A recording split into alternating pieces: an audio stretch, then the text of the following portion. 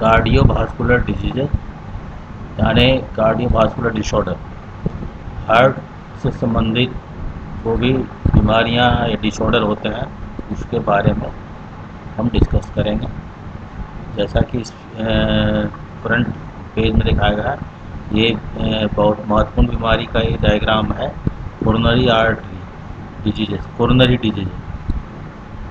तो इसमें जैसा कि इसमें दिखाया गया है इस डायग्राम में कि आर्टरी कोरोनरी सप्लाई जो होता है वो हार्ट के इटसेल्फ दीवारों में ब्लड की सप्लाई होती है। तो हार्ट एक बहुत महत्वपूर्ण अंग है जिसको हर समय ब्लड की सप्लाई होते रहना चाहिए। तो अगर कोरोनरी आर्टरी में ब्लॉकेज हो जाता है या कोरोनरी आर्टरी के अंदर जो ल्यूमेन होता है, जो अंदर का जो पार्ट होता है जिसमें ब्लड रन करता है, अगर वो नैरो हो जाए, नैरो का मतलब पतला, सकरा हो जाए, तो रक्त का बहाव जो है वो बाधित हो जाएगा। तो वो यहाँ शो किया गया है कि ये देखिए इधर जो ये रास्ता है ल्यूमेन, अब यहाँ धीरे धीरे जो है ये सब डिपॉजिट होने की वजह से जो है ये बहुत ही पतली सी रास्ता रह गया है। तो ये जो है कॉम्प्लिकेशन कोरोनरी आर्टरी संबंधी डिजीज का होता है। और इसमें भी दिखाया गया है कि किस तरह से जो है कोरोनरी आर्टरी में जो किस तरह से ब्लॉकेज उत्पन्न होते हैं, वो चीज़ इसमें दिखाया गया है कि ये उसका क्रॉस सेक्शन है, तो जिसमें ल्यूमेन देखिए बहुत छोटा रह गया है, जबकि ये सारे जो है मटेरियल डिपॉजिट, चाहे फैट्स का या एथ्रोमा फैट ड्रॉपलेट्स को ही कहते हैं, तो वो सब अंदर अंदर कोलेस्ट्रॉल वो अंदर अंदर जो है वॉल ऑफ द आर्टरी में जो है जमा होने की वजह से अंदर का जो है ल्यूमेन जो है बहुत छोटा हो जाता है, सकरा हो जाता है। और वही बहुत सारे जो है मुख्य रूप से जो भी आप सुनते हैं हार्ट अटैक, इन सब का जो है इसका कारण होता है। तो इसकी जो भी बीमारी है वो हम आगे वन बाय वन डिस्कस करेंगे। सबसे ये है कोरोनरी हार्ट डिजीज डायग्राम। जो पहला जो है हाइपरटेंशन, बहुत सामान्य है, सभी लोग जानते हैं, इसके काफ़ी मरीज भी होते हैं। सिंपल होता है हाइपरटेंशन का मतलब ब्लड प्रेशर बढ़ा हुआ, सामान्य जो नॉर्मल रेंज है उससे अधिक होना। ये दो प्रकार का होता है, प्राइमरी हाइपरटेंशन और सेकेंडरी हाइपरटेंशन। तो एक प्राइमरी हाइपरटेंशन किस कारण से होता है, तो उसका नॉर्मल कुछ कॉजेज रीजन होते हैं, जैसे कि स्ट्रेस की वजह से, या हम फैट ज़्यादा ले रहे हैं, चाहे सोडियम इंटेक ज़्यादा कर रहे हैं, तो इसके कारण जो ब्लड प्रेशर बढ़ेगा वो प्राइमरी हाइपरटेंशन कहलाता है। जबकि सेकेंडरी हाइपरटेंशन होता है कि विजरल ऑर्गन्स के कुछ बीमारी होने की वजह से, जैसे कि हाइपरथायराइडिज, थायराइड ग्लैंड की सक्रियता अधिक होने की वजह से फियोक्रोमासाइटोमा कहा जाता है, एडिनल ग्लैंड के कैंसर को कहा जाता है, अल्डोस्टेरोनिज्म, अल्डोस्टेरोन की अधिकता, रीनल इम्पेयरमेंट। तो ये सारे कारण के वजह से अगर ही ब्लड प्रेशर बढ़ता है तो वो सेकेंडरी हाइपरटेंशन कहलाता है। तो इस तरह से शॉर्ट में लिखा जा सकता है। हाइपोटेंशन इसका उल्टा, ब्लड प्रेशर कम हो जाना, नॉर्मल रेंज से भी कम होना। फिर देखिए ये है कार्डियक इस्केमिया। कार्डियक इस्केमिया, जहाँ इस्केमिक वर्ड होता है वहाँ होता है ब्लड सप्लाई बाधित होना। तो वही है, अचानक अगर ब्लड सप्लाई बाधित हो जाता है, ब्लड सप्लाई सही ढंग से नहीं हो पाता है, तो वो इस्कीमिया है, cardiac ischemia. Angina pectoris, anginal pain आप लोग ने सुना होगा कि यही एंजाइना पेक्टोरिस होने का भी कारण जो है इस्केमिया ही होता है। ब्लड सप्लाई कम होने की वजह से लंबे टाइम तक ब्लड सप्लाई अगर कार्डियक मसल में कम हो रहा है, जिसके वजह से उसको ऑक्सीजन कम पहुंच रहा है, तो उसके वजह से जो है हार्ट में पेन होता है, तो वो एंजाइना पेन कहलाता है, और जिसकी वजह से पेशेंट को परेशानी होती है, डिस्कम्फर्ट होता है।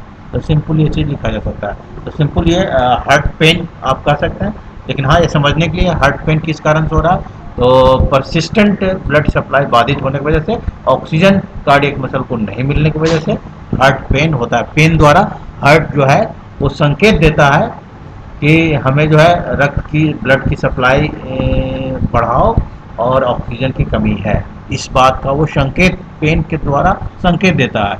अब जो कॉम्प्लिकेशन जो होता है कोरोनरी हार्ट डिजीज, इसको CHD कहा जाता है। तो एक कॉम्प्लिकेटेड सिंड्रोम है जिसमें बहुत सारी चीज़ें, अनेक कारण होते हैं। एक अंजाइना, जो अभी हम डिस्कस करें, अंजाइना पेक्टोरिस, मायोकार्डियल, MI का मतलब होता है मायोकार्डियल इंफारेक्शन, जिसको हार्ट अटैक भी कहा जाता है। और भी बीमारी कॉम्प्लिकेशन की वजह से हो सकता है, डायबिटीज की वजह से, पर्मोनरी डिजीज की वजह से, एथेरोस्क्लेरोसिस, स्ट्रोक। तो इन सब कारणों से कॉम्प्लिकेशन जो होता है वो कोरोनरी हार्ट डिजीज कहलाता है।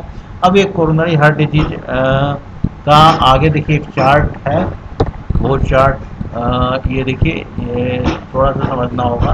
कोरोनरी हार्ट डिजीज है तो ये कारण पहले ये एक्यूट के मतलब कुछ टाइम के लिए, एथेरोस्क्लेरोसिस। तो देखिए दो वर्ड है महत्वपूर्ण, एथेरोस्क्लेरोसिस, आर्टेरियोस्क्लेरोसिस। दोनों एक ही तरह का है, यानी कि आर्टरी के दीवार जो है वो हार्ड होना, सख्त होना। ये एथेरोस्क्लेरोसिस, आर्टेरियोस्क्लेरोसिस, दोनों का मतलब एक है। तो अंदर के उसके दीवार में जो है कोलेस्ट्रॉल जमा होने की वजह से जो है उसका दीवार का लचीलापन जो है वो खत्म हो जाता है। तो ये कहा जाता है। अब इन दोनों में अंतर कहाँ है? एथेरोस्क्लेरोसिस में जो है वो अंदर दीवार में जो है फैट ड्रॉपलेट जमा होने की वजह से होता है, और उसमें जो है आर्टेरियोस्क्लेरोसिस में अन्य कारण से सख्त हो जाता है, हार्ड हो जाता है, तो वो कहलाता है। इधर देखिए दिया थ्रोम्बोइम्बोलिज्म। थ्रोम्बोइम्बोलिज्म में फिर देखिए इसके वजह से, थ्रोम्बोइम्बोलिज्म होने की वजह से क्या होता है? सिंपल है, थ्रोम्बोइम्बोलिज्म का मतलब होता है ब्लड क्लॉट जो है आर्टरी के अंदर उत्पन्न होना। तो स्वाभाविक है अगर ब्लड क्लॉट उत्पन्न होगा तो क्या होगा, जो आर्टरी में रक्त की जो फ्लो हो रहा है वो बाधित होगा। तो वही है अक्लूशन ऑफ कोरोनरी आर्टरी, रुकावट, यानी ब्लड कोरोनरी आर्टरी में ब्लड की जो सप्लाई हो रहा है उसमें बाधा उत्पन्न होना, रुकावट उत्पन्न होना। तो ये चीज़ कहा गया। इधर एथेरोस्क्लेरोसिस से क्या होगा तो हम बताएं, narrowing of coronary artery, coronary artery का जो है सकरा होना, पतला होना, जो हम शुरू में डायग्राम में भी बता रहे थे। मायोकार्डियल इस्केमिया, जिसके वजह से इन दोनों कारणों से, या तो ये उसके फ्लो में ऑब्स्ट्रक्शन होने की वजह से, रुकावट होने की वजह से, और आर्टरी का ल्यूमेन या सकरा होने की वजह से क्या होगा, ब्लड सप्लाई हार्ट के मसल में कम जाएगा, तो इसको बोला जाएगा मायोकार्डियल इस्केमिया।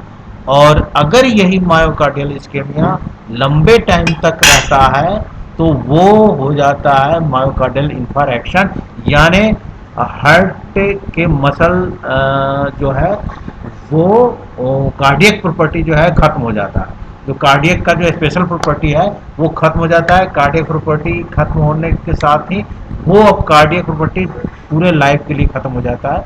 तो इसको बोलते हैं हार्ट अटैक, जो सामान्य भाषा में बोलते हैं, और मेडिकल टर्म में MI, मायोकार्डियल इंफारेक्शन कहा जाता है। ये सब सिंपल जो हम अभी समझा रहे थे। आर्टेरियोस्क्लेरोसिस ये है, हम बता दें कि हार्ड होना, सख्त होना दीवार। एथेरोस्क्लेरोसिस दोनों एक ही तरह का है, केवल जो है डिपॉजिट जो है फैट का इसमें जमा होता है, तो ये चीज़ हो जाता है। यहाँ पर देखिए फिगर थोड़ा सा ये समझने के लिए, एथेरोमेटस प्लग डेवलपमेंट, तो वही अंदर जो देखिए क्या है, दीवार जो है और इसके अंदर इधर उधर जो है वो फैट से सब जमा हो गया, और इस तरह से किस तरह से जो ब्लड का बहाव जो है वो बिल्कुल यहाँ बाधित हो चुका है। तो वो चीज़ यहाँ दिखाया गया है। अब थ्रोम्बोसिस बताया रहे थे, थ्रोम्बोसिस होता है क्लॉट का फॉर्मेशन। तो देख रहे हैं किस तरह ये ब्लड कैपिलरी का दीवार ये है, और इसके अंदर दीवार के अंदर देखिए इस तरह से क्लॉट धीरे धीरे बन रहा है, एक क्लॉट बन रहा है। तो ये थ्रोम्बोसिस, इसलिए क्या थ्रोम्बस, क्लॉट का बनना थ्रोम्बस कहलाता है। तो थ्रोम्बस फॉर्मेशन ये चीज ये डायग्राम में दिखाया गया है। और यहाँ इस डायग्राम में दिखाया गया कि अगर कोरोनरी आर्टरी सही है, स्वस्थ है, तो देखिए कितना ये जो ल्यूमेन जो है काफ़ी चौड़ा है, ताकि जो है रक्त की आपूर्ति इसके अंदर आसानी से होता रहे। और यहाँ जो ल्यूमेन धीरे धीरे बढ़ते अंदर जो है डिपॉजिट होते होते होते ये शकरा हो जाता है। तो ये चीज़ है। उसके बाद थ्रोम्बोसिस और इम्बोलिज्म में अंतर यह है कि क्लॉट अगर एक जगह रुका हुआ है तो थ्रोम्बोसिस है, और अगर क्लॉट जो है सर्कुलेट कर रहा है तो इम्बोलिज्म कहलाता है। रेनॉल्ड्स डिजीज कहा जाता है आर्टरी में स्पाज्म होना, आर्टरी में स्पाज्म होना। और आर्टरी में स्पाज्म होने से खास करके जो अंगुली, हाथ पैर की जो अंगुली है, नोज, टंग, इसमें रक्त की आपूर्ति कम जाएगी। रक्त की आपूर्ति कम होने की वजह से स्किन में जो है साइनोसिस हो जाता है, ऑक्सीजन की कमी हो जाती है स्किन में, और इसकी सही ढंग से मेटाबॉलिज्म रक्त की आपूर्ति नहीं हो पाता है, तो ये कहलाता है। मायोकार्डियल इन्फेक्शन अभी बताएं, जो हार्ट अटैक सामान्य भाषा में कहा जाता है, माने कार्डियक प्रॉपर्टी, कार्डियक मतलब की प्रॉपर्टी खत्म हो जाना। तो बहुत ही सीवियर पेन होता है इसमें, सभी लोग जानते हैं। कंजस्टिव कार्डियक फेल्योर क्या है? कंजस्टिव कार्डियक फेल्योर कहलाता है कि हार्ट का काम है ब्लड को पंप करना सीधा। तो अगर ये ब्लड को पंप करने की क्षमता खत्म हो जाए तो वो कहा जाता है कंजस्टिव कार्डियक फेल्योर। फिर जो है cardiac arrhythmias. Cardiac arrhythmias rhythm से बना है। रिद्म का मतलब होता है लय, ताल, यानी हार्ट के जो इम्पल्स क्रिएट होता है उसके तालबद्धता, लयबद्धता डिस्टर्ब होना।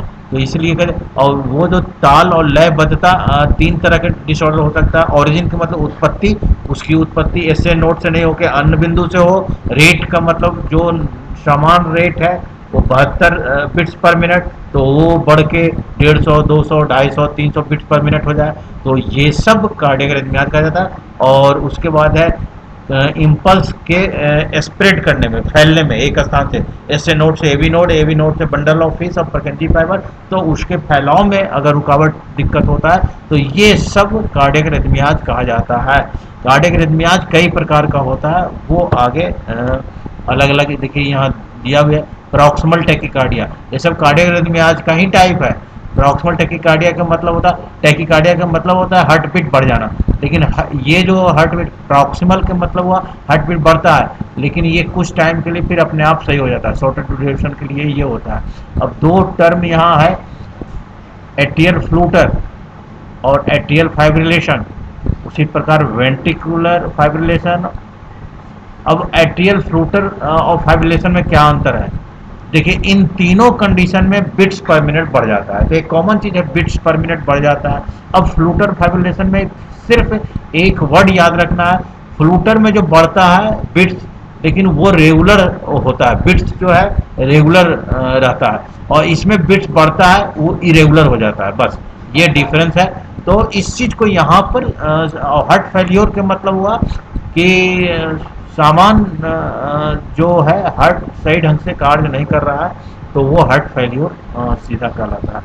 Heart is unable to function properly, heart का जो मेन फंक्शन है वो अगर सही ढंग से नहीं हो रहा है तो फिर जो है वो हार्ट फेल्योर कहलाता है। यहाँ पर डायग्राम इसलिए दिए थोड़ा सा फ्लूटर और फाइब्रिलेशन में अंतर देखिए, बिट्स पर मिनट बढ़ा हुआ है, लेकिन यहाँ आप देख रहे हैं एट्रियल फ्लूटर में इरेगुलर है, मतलब बिट्स जो बढ़ा है वो रेगुलर फैशन में है। देखिए ये जो है वो बराबर रेगुलर फैशन में बढ़ा है। और यहाँ जो देखिए फाइब्रिलेशन, एट्रियल फाइब्रिलेशन में देखिए बिट्स जो है, देखिए यहाँ इसके बाद देखिए ये बिट्स जो है ये सारे बिट्स अलग अलग जो है उसका जो है इरेगुलर रहता है फाइब्रिलेशन में। तो ये एक साथ बिट्स बढ़ता है, ये जो है कुछ इसकी बिट्स की जो है कुछ दूरी, यहाँ कुछ है, यहाँ कुछ है, यहाँ कुछ है, तो इसलिए इरेगुलर होता है, बस ये अंतर है। उसी प्रकार वेंट्रिकल के लिए होता है, वेंट्रिकुलर फ्लूटर भी होता है और वेंट्रिकुलर फाइब्रिलेशन भी होता है। फाइब्रिलेशन में वही हुआ बिट्स, वेंट्रिकल का बिट्स पर मिनट बढ़ना। तो this is all about your cardiovascular disorder. Thank you very much.